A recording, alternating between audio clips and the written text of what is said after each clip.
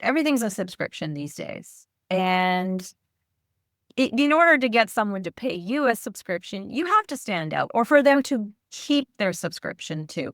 Because if you're just offering content and then this is where you might be like, how can you do done for you templates if we're all doing the same thing? Because we've done a lot of the work, we're going to give you tips that make your offer stand out. But everything is a subscription these days. Software, everybody wants to have recurring revenue. And so you have a lot of competition out there, not just with people offering the same stuff as you, but just everybody offering any type of service or anything that they are also offering a subscription. So you have to think of your customers as they're looking at their budget each month and they're like, okay, I can't keep paying this on an ongoing basis. I also have to pay for this, which might be totally unrelated. They have to make decisions. So you have to be something that they want to stick around for. So when you think about creating a membership site, you want people to stick around. You don't just have to give them content because giving content is everywhere.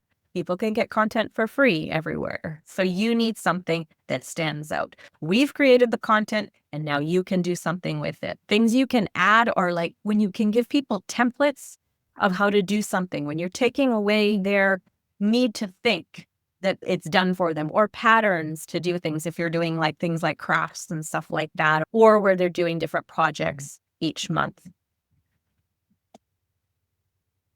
Adding on to what we're giving you guys, you can do coaching and add a different perspective that they're talking to you and you are engaging them and you're showing more personal expertise and more personal thing. But a lot of people do coaching. So you also have to think about what makes you stand apart from everybody else in that way. What do you do that's special for people? Do you break things down in a more step-by-step manner? Do you have a way, if you're doing, because a lot of our customers do personal development type topics, do you approach things more with empathy that makes people feel understood and seen? Because that makes a real big difference when you're dealing with people anywhere, but online as well. Because when people feel like you really understand them, then they are drawn to you and they want to learn from you.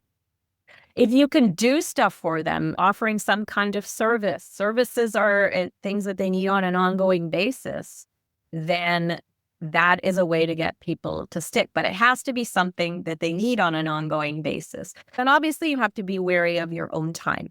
If you're going to do services, then you might be taking up too much of your time there. But if you can have a team or you have kids that can take care of certain things, but anything that you can keep your members from having to think for themselves or do stuff, obviously you do want them to think and you want them to grow, but you want to take away a lot of that guesswork for them. You can do challenges. Those are very engaging. Those are very results oriented, but also remember that a lot of people do challenges. So think about how you're going to engage them a little differently than everybody else. One membership that I'm thinking of is, did anybody ever, and she might still be around, she probably is. Does anybody know about Fly Lady? It was flylady.net, I think was her website. And I don't know what she does now, but back in the day, early 2000s, and she did it for free, but I could still see something like this working in Yahoo groups. If you guys remember, I don't even think those exist anymore. And she was this woman who would help for disorganized people to stay organized, to get all your stuff done. And she would basically blast out messages all day long telling them, okay, take 5 minutes, clean the kitchen, or tell you like this different stuff. She had so many people signed up for this. So that's what I mean about taking away their need to think, because she was helping people develop new habits without them having to think about it. And it's a group, right? So that people felt motivated with each other. So any way you can do that you just get things done for them. Curation is another great membership idea because you can curate content. And I know that Yusuf, I believe, maybe subscribe to some like for investment topics where people curate information, but they also give their own opinion. So they're getting information from elsewhere and accumulating it for you, but they also have this expertise that they offer. Yes, definitely. I do have several actually platforms or several communities that are set up this way. Yeah. So if you are like helping people learn about certain things or excel in a certain skill, there might be some opportunity to do something like that. You can do like product of the month and monthly baskets because actually with Numu, you can do physical products. So if you have a supplier or if you're going to ship it out yourself, that sounds like a lot of work, but it's also possible, especially starting out, that you can give them your monthly customer list if you have a supplier, and then they can send it out for you. But those are popular memberships. I have no idea why people want to accumulate stuff month after month, but they certainly do. They have like ones for dogs, right? Even for dogs to get treats and toys each month. I'm like, where the heck do people put all these toys? But they seem to be very popular things.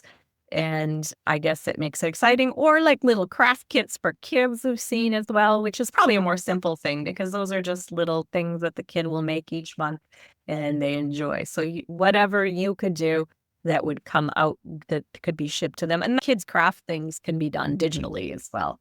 They could be printables and things like that.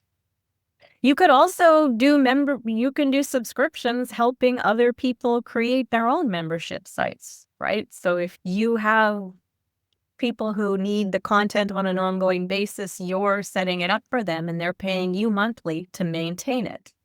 It's also another idea. But again, the more you stand out from other people, the less they have to think about something. And you really want to tap into something that they need ongoing help with. Just providing information doesn't always do the trick. You also want to have ways built in for them to make sure they're getting results. So whether it's templates they're using, or if you do the coaching sessions, you add coaching sessions to it, that they feel like they're getting something out of it. Because I think the days are long gone of where that's not true exactly, but most people don't sign up for subscriptions anymore and just leave them and forget about them. We do that with some things. We're like, oh, we'll get back to it. But we're not a dedicated member to those. We will eventually cancel those when we look at our credit card statement and we freak out. But you want engaged members who really feel connected to you because they're going to be the ones that are going to start talking about you. They're going to be getting results. Cindy gets a box for gamers. Cindy's son gets this box for gamers, pardon me. Interesting. Hillary's boyfriend pays to be part of a community that just talks about buying and selling crypto. And then I think Cindy's talking about Fly Lady. She did it for free, but she sold a lot of products. I still use them. Oh, cool. Yeah, I joined and I had to leave because I was like, this is too much for me. And obviously, that's another thing to remember. You don't have to appeal to everyone. You have to appeal to the type of person that needs the type of help you're getting. So myself, even though I think I'm more organized than when I first tried it, and I didn't need that. I didn't like that kind of style of do this, do that, the drill sergeant kind of thing. But a lot of people do like that.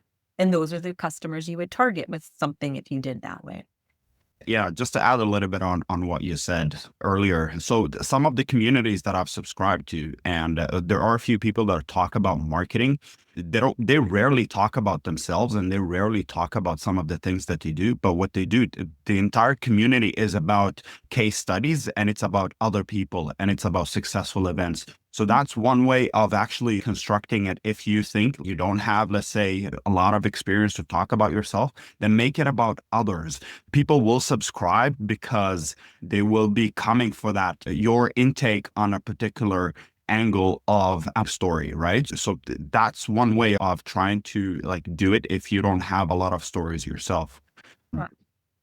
And getting access to experts too. So if you're like a good networker, that's one of the things I did when I first started out, that I was interviewing people who had like bigger audiences than me and had more clout, but I was bringing them to people and I would get people to say yes to me that maybe other people couldn't get. So if you're good with schmoozing and stuff like that, and then you can really connect with people who are great experts. Part of the thing that I would offer too was give them the recording. And then that's their own piece of PR or whatever. They can do whatever they want with the recording.